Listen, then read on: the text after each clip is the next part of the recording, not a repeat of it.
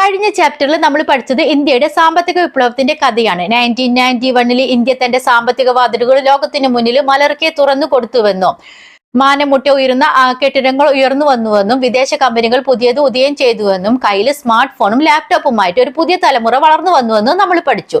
നമ്മൾ ഇതിനെ LPG നയങ്ങൾ അഥവാ ലിബറലൈസേഷൻ, പ്രൈവറ്റൈസേഷൻ ആൻഡ് ഗ്ലോബലൈസേഷൻ എന്ന് വിളിച്ചു. പക്ഷേ ഈ തിളക്കമാർന്ന കെട്ടിടങ്ങളുടെ മറുവശത്ത് മറ്റൊരു ലോകമുണ്ടായിരുന്നു. ലോകം 5G വേഗതയിൽ കുതിക്കുമ്പോഴും ഒരു നേരത്തെ ആഹാരത്തിന് വേണ്ടി കഷ്ടപ്പെടുന്ന ലക്ഷക്കണക്കിന് ആളുകൾ, ഷെയർ മാർക്കറ്റിലെ ഗ്രാഫ് മുന്നോട്ട് കുതിക്കുമ്പോഴും തങ്ങളുടെ ജീവിതം എങ്ങനെ മുന്നോട്ട് കൊണ്ടുപോകുമെന്ന് അറിയാതെ കഷ്ടപ്പെടുന്ന ഒരു വിഭാഗം ആളുകൾ. എന്തുകൊണ്ടാണ് ഇന്ത്യ മുഴുവൻ ആഘോഷിച്ച ഈ സാമ്പത്തിക വിപ്ലവത്തിന്റെ ഗുണങ്ങൾ പാവപ്പെട്ടവരിലേക്ക് എത്തിയില്ല? എന്തുകൊണ്ടാണ് ലോകം ഡിജിറ്റലായിട്ട് മാറിയിട്ടും ഇപ്പോഴും ഒരു വിഭാഗം ആളുകളും ദാരിദ്ര്യരേഖയ്ക്ക് താഴെ നിൽക്കുന്നത്?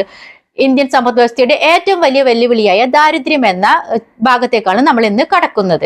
അതായത് കുതിക്കുന്ന ഇന്ത്യയും കിതയ്ക്കുന്ന ഇന്ത്യയും തമ്മിലുള്ള വിടവാണ് നമ്മൾ ഇന്ന് ഈ ചാപ്റ്ററിൽ കൂടി പഠിക്കുന്നത്.